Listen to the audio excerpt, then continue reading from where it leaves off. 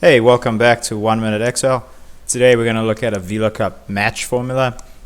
If you're already familiar with a VLookup formula, which I would recommend ahead of watching this one, you'll recall that the column piece, the third part of the formula, indicates how many columns over you want to go in the data.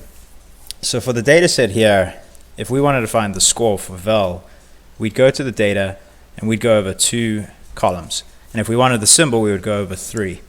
And you can type 2 and 3 and 4 along as you need.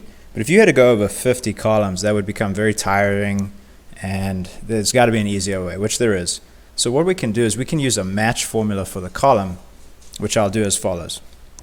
So we're going to say equals VLookup, select the cell, in this case val.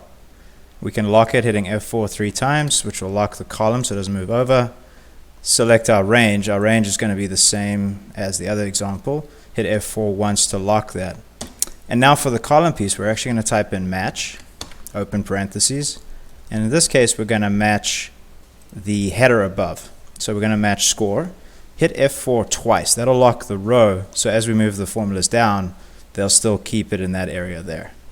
The range here for the match, the array, is actually going to be the headers in the data above. Go ahead and select those, hit F4 once to lock it, so that these stay the same. Now we're going to do comma and hit 0 for an exact match. Close out your match formula, hit comma again, you'll see it now goes back to the VLookup formula. And in this case, we're just going to say 0 or false for an exact match. Close parentheses, hit enter. You can see the score there. And now if we copy everything through, we should see score and symbol, which we do. That is a VLookup match formula.